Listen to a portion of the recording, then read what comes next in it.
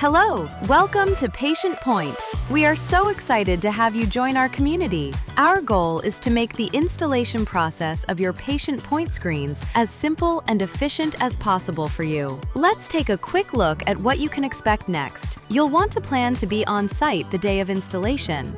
Your implementation team will call you for a reminder of your installation 3 days prior to your set installation date, as well as send a complimentary email. Please confirm your installation date and time are still good to go at that time. Equipment will arrive a few days prior to your set installation date. Depending on how many screens your office is getting, there could be quite a few boxes coming your way. So be sure to have a space the technician can use to hold the equipment before and during installation. On the day of install, our technician will meet you at your office. First steps are making sure your network and all the equipment are working properly. Then we get to work mounting the devices. If we need to hardwire the devices, we will need to bring in a ladder and run cable through the ceiling.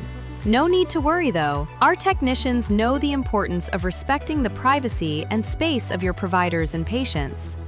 Once installed, we will run final tests to make sure all of your PatientPoint devices are up and running and that you're good to go.